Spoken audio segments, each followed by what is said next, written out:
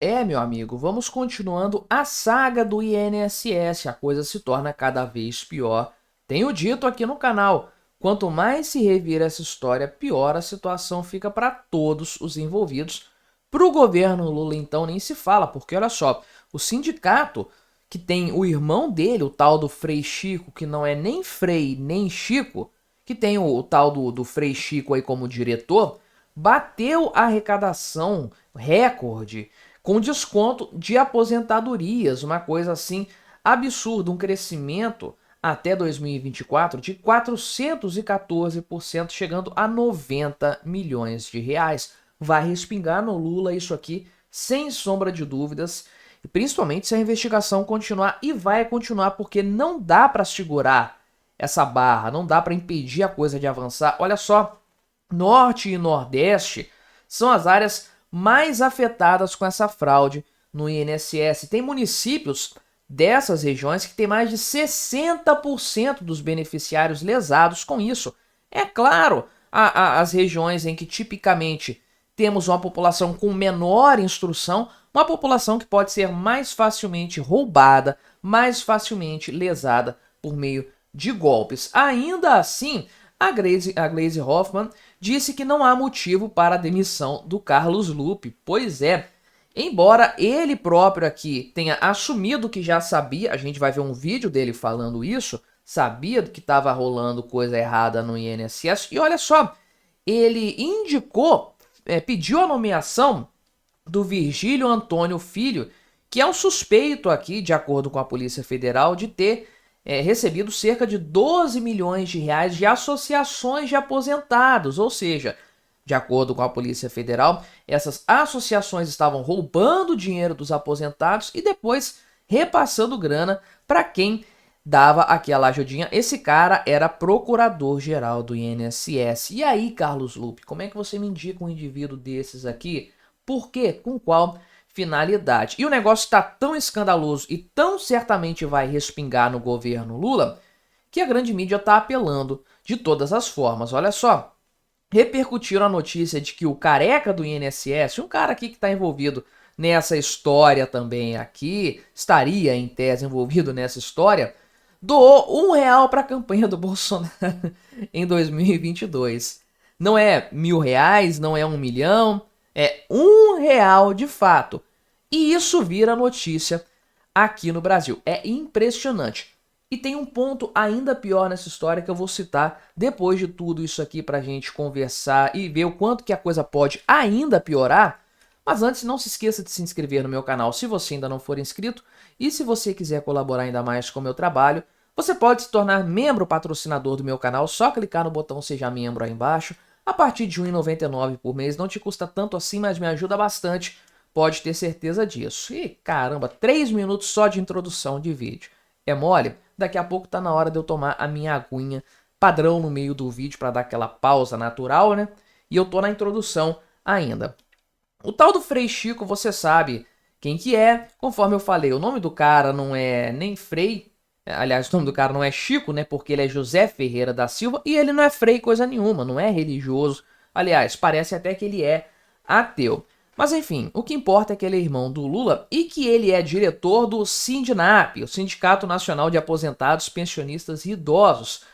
E se você quer saber por que aposentados, pensionistas e idosos, ou seja, pessoas que não trabalham, são representados por um sindicato no Brasil, problema seu, o Brasil não lhe deve explicação.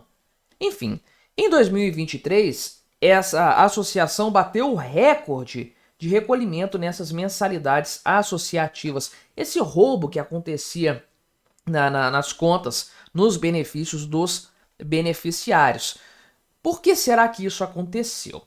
Pois bem, antes esse sindicato arrecadava cerca de 17 milhões de reais lá em 2019 com esse tipo de maracutaia, e isso saltou para 90 milhões de reais 5 anos depois, ou seja, na época do Lula. Uma alta de 414%, uma coisa completamente escandalosa, sem sombra de dúvidas.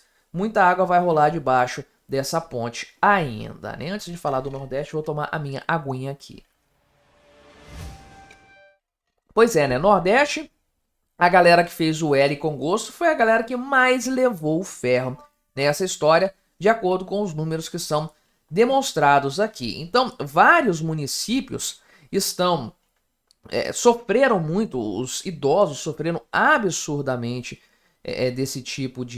com esse tipo de falcatrua, esse tipo de roubo, de fato. Alguns municípios chegando a ter 65% dos pensionistas tendo descontos aqui, né, indevidos na sua folha de pagamento do INSS. Olha a quantidade de municípios do Nordeste, olha só, tudo Nordeste aqui. Aí chega Minas Gerais, suponho que seja norte de Minas Gerais a essa altura do campeonato, que é quase Nordeste também no fim das contas.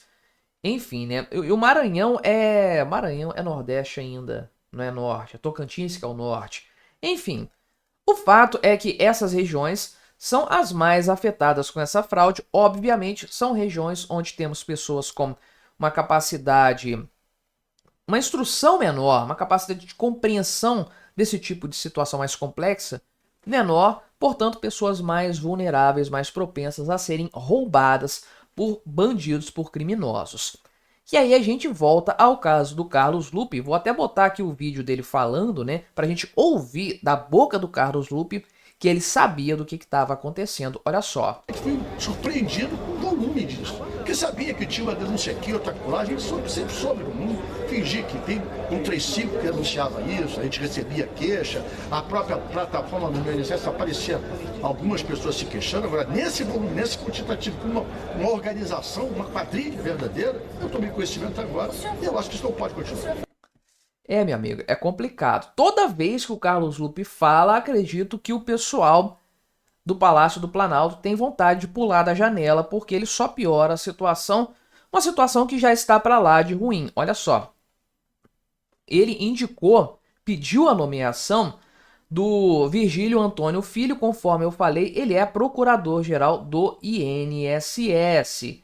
Então, esse cara, ok, ele é um servidor de carreira da AGU, só que ele é suspeito de ter recebido cerca de 12 milhões de reais das associações. Ou seja, de acordo com a Polícia Federal, ele facilitava a prática desses descontos não autorizados. As associações recebiam essa grana e davam uma gorjeta para ele. Nessa história, tudo muito bem combinado, tudo muito bem azeitado. Então, o Carlos Lupe pediu para indicar que esse cara fosse nomeado. O Bessias, que é o AGU, autorizou isso de fato, contrariando um parecer de uma procuradora lá da AGU, que não recomendou esse tipo de situação aí, enfim, falou que não era para acontecer. De fato, né, esse camarada aqui acabou sendo empossado nesse cargo e, de fato, as investigações mostram que muito provavelmente ele está envolvido sim nesse caso. Vai respingar no Carlos Lupe, sem sombra de dúvidas. Apesar disso, o Gleisi Hoffmann diz que não tem problema nenhum, não há motivo para a demissão do Carlos Lupe. Pois é, não sei até quando que eles vão segurar a peteca desse cara. Eu já falei e volto a repetir, ele não vai se sustentar nesse governo, nem que seja para salvar a pele do Lula, ele vai ser derrubado do cargo, porque a culpa dele nessa situação, pelo menos por omissão, não tô falando nem que ele recebeu dinheiro, que é corrupto, não tô entrando nessa seara, nem sei se as investigações vão apontar para isso em algum momento. Mas a omissão dele em lidar com um caso tão escandaloso, isso aqui tem que custar o ministério dele sem sombra de dúvidas. E vai respingar em todo mundo que tem alguma parte nisso aí, inclusive no próprio Lula. De tal sorte que o pessoal está tentando vincular esse caso ao Bolsonaro também. Não tem como vincular, porque olha aqui, o nível dos descontos aumentou absurdamente no governo Lula. O irmão do Lula tá ligado aí com um dos sindicatos que talvez tenha problema nessa história. Olha a situação. O ministro do Lula foi informado dos problemas e não fez nada. Em várias oportunidades isso aí aconteceu. Tudo indica, portanto, para que esse esquema que, ok, já devia ter um tempo que está funcionando, realmente encontrou o seu ápice no governo Lula. Não dá para desvincular uma coisa da outra. Aí o pessoal está tentando ligar o Bolsonaro a esse caso também. Falando aqui do careca do que é o nome do cara aqui? O Antônio Antunes, né? O careca do INSS, enfim, seria um dos principais agentes desse esquema aí e tudo mais. Ele doou R$ 1 para a campanha do Bolsonaro em 2022. E o Kiko? O que que isso aqui influencia em alguma coisa? O cara pode ter doado isso aqui até enganado. R$ 1, nem falta ele sentiu disso aqui e não implica o Bolsonaro, obviamente, em absolutamente nada. Mas o pessoal tem que colocar o nome do Bolsonaro nesse caso. Ainda assim, a coisa pode ser ainda mais escandalosa. Tem uma postagem aqui desse Franquito, o Curioso, não conheço a página, mas tem uma galera boa que segue ele aqui, inclusive. Rafael Lima, o Dove, o BitDove, não é? Enfim, vários perfis que eu sigo seguem esse cara aqui também. E ele falou o seguinte, né? Que as empresas, as entidades, associações que estão sendo investigadas são uma coisa. Isso aí a gente já sabe, são 11 empresas, salvo engano. Tem os descontos delas que cresceram muito no governo Lula, a gente sabe disso e tudo bem. Só que há ainda outras empresas que não estão dentro disso aí, dessa investigação, entidades não investigadas, e olha o quanto que os descontos subiram também 2023 e 2024. Os descontos estavam muito mais contidos, principalmente aqui a partir do período em que esse negócio de mensalidade sindical acabou caindo por terra. Mas depois da chegada do Lula ao seu terceiro mandato, a coisa disparou absurdamente, batendo bilhão em 2024. Isso aqui não está sendo investigado ainda. Será que não deveria ser também? Será que não vai ser investigado em algum momento?